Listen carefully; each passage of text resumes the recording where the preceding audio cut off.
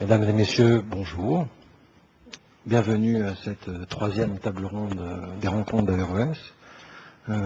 On va acheminer d'un temps historique, Mahomet et Charlemagne, lors de la première table ronde, d'un débat plus contemporain et donc plus controversé sur islam et laïcité, au cours de la deuxième table ronde. Et nous avançons sur des terrains, je dirais, de plus en plus chauds, de plus en plus politiques, plus contemporains, qui engagent aussi l'avenir, puisque le sens de cette troisième table ronde, c'est d'interroger la réalité contemporaine et aussi de questionner de l'avenir autour de cette thématique entre djihadisme et occidentalisme, nouvel affrontement des blocs ou renaissance méditerranéenne. Alors, pour réfléchir ensemble autour de cette question, trois invités. Je voudrais commencer par excuser l'ami Bruno Etienne, puisqu'il devait être parmi nous, mais pour des raisons de santé, il n'a vraiment pas pu être parmi nous, il aurait beaucoup souhaité. Et donc je voudrais que on place aussi cette table ronde sous le signe de Bruno Etienne et de ses réflexions sur la Méditerranée et sur l'islam. Alors, on a le plaisir d'accueillir à cette table ronde Nadia Yassine, qui est écrivain, qui est intellectuel, engagé dans son pays, le Maroc, puisqu'elle est responsable du mouvement des femmes de justice et spiritualité, qu'elle a notamment publié aux éditions Le Fennec, Toute voile dehors. Mathias Sénard, écrivain, qui vient de publier chez Actes Sud un roman qui vient d'avoir d'ailleurs le prix du Salon du Livre de Beyrouth, qui s'intitule Zone, et cette zone, comme vous le verrez, c'est le monde méditerranéen, dans toute sa brutalité, dans toute ses échos guerriers, mais aussi dans son imaginaire. Donc Mathias Sénard connaît bien le monde arabe, puisqu'il enseigne aussi la langue arabe et la littérature arabe à l'université de Barcelone, et qu'il a résidé successivement à Beyrouth, à Istanbul, à Téhéran et à Damas. Enfin, Mohamed Tozi, qui est à la fois politologue, sociologue, anthropologue, un homme des sciences humaines, qui a beaucoup travaillé sur le régime politique marocain, sur la monarchie, mais aussi sur les mouvements dits islamistes ou djihadistes, et un de ses derniers livres, qui a été publié au Maroc, qui s'appelle L'islam au quotidien, et qui est le fruit d'une longue enquête de terrain sur justement les pratiques de l'islam. Alors peut-être, puisqu'on a mis entre islam et occident, et entre djihadisme et occidentalisme, le monde méditerranéen, je voudrais commencer par parler de ce monde intermédiaire, de ce monde méditerranéen. Alors Nadia Yassine, j'ai vu que sur votre blog, vous aviez écrit que les rencontres... Mon site, pardon. Que les rencontres de l'AVRES étaient placées sous le signe de l'islam. Elles sont placées sous le signe de l'islam, de ce qui est entre, c'est-à-dire aussi de ce monde méditerranéen, islam et occident. Qu'est-ce qu'il y a dans l'entre-deux? Alors peut-être commençons justement par cette dimension-là. Mathias Sénard parlait de mythologie méditerranéenne. Quand on vous parle de Méditerranée, qu'est-ce que ça vous évoque? Écoutez, nous sommes à Marseille. D'abord, bonjour. Et vraiment, je vous remercie beaucoup, Thierry Fabre. Je ne vous remercierai jamais assez, parce que le dialogue est une chose qui devient de plus en plus rare, mais de plus en plus nécessaire dans un monde qui est de plus en plus fou et surtout dans ce contexte de crash boursier, d'inquiétude de l'avenir. On va y revenir à tout le long des rencontres. Très très important.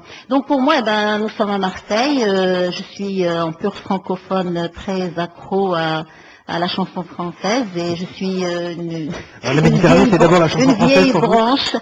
Tinor aussi, ça me dit quelque chose. C'est Méditerranée. Bon, je vais pas commencer à chanter, surtout pour une islamiste, il paraît que c'est interdit dans les clichés. Donc voilà, c'est d'abord la légèreté, la thalassothérapie, mais c'est aussi l'armée américaine qui a beaucoup de bases en Méditerranée. La 6e flotte. Oui. C'est l'Iliade. Vous avez parlé de l'Iliade, ça me rappelle l'Iliade, mais il y a de très très beaux thèmes, de très beaux mythes dans l'Iliade, et mon imaginaire est un petit peu forgé aussi par cette Iliade, puisque j'ai été très longtemps à l'école française. Mais c'est aussi, je n'oublie jamais que l'Iliade, c'est aussi toute la trame de l'Iliade. Il y a derrière une certaine violence, qui est partagé d'ailleurs de part et d'autre, que ce soit les quatre rives, si vous voulez, de la Méditerranée. Pour moi, c'est l'Orient, l'Occident, mais c'est aussi le Nord et le Sud. Donc un mélange de beauté, mais aussi d'inquiétude et de menace. Alors, je vous entends parler de l'Iliade, donc de cet héritage grec volontiers polythéiste, et assez peu, pour le moment en tout cas, de l'héritage dit des héritages monothéistes. J'imagine que ça fait partie, bien entendu, de vos références, mais peut-être pas quand on parle de Méditerranée. C'est pas cette dimension, je dirais, religieuse qui vient en tout premier lieu. En tout premier lieu, non. Sincèrement, non, parce que justement, il est dans mon projet de sortir de cette salle en convainquant le public très respectable et très respectueux aussi, et c'est quelque chose de très, très important, que cette histoire de bellicisme n'est pas propre à l'islam, mais que la Méditerranée est quelque chose il y a des réalités que nous partageons, et qu'une certaine mondialisation qui a mis en avant les crispations identitaires, mais aussi un 11 septembre qui a mis en avant un islam qui serait, et nous avons entendu ce matin un monsieur qui a réagi, loin de moi le fait de réfuter la violence qui tient à un certain islam, mais je veux qu'on comprenne que la zone Méditerranée est une zone qui a été belligène depuis la nuit des temps. Alors, vous écrivez dans un article d'une revue catalane que vous avez publié, vous dites que le monde arabo-musulman est spécifique dans cette Méditerranée segmentée.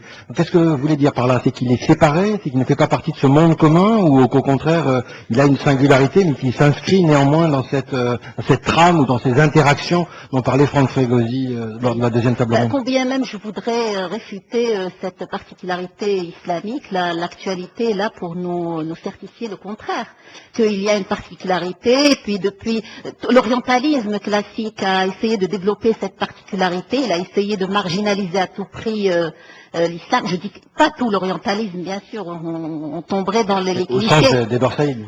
D'Edouard Saïd, oui, j'assume complètement et je souscris à la pensée d'un Orient créé par l'Occident. Je pense qu'il y a un imaginaire oriental qui a été créé de toutes pièces, qui a été repris par Renan et qui, hélas, a été repris par la perception officielle de l'Occident par rapport à l'Orient, parce qu'il y a une volonté politique qui était une volonté à l'origine colonisatrice et qui voulait trouver une légitimité dans cet orientalisme et qui a fait qu'on a privilégié un Renan et qu'on a privilégié, si vous voulez, la lecture des Lumières françaises plutôt que celle des Lumières juives qui était représentée par Gégère et d'autres.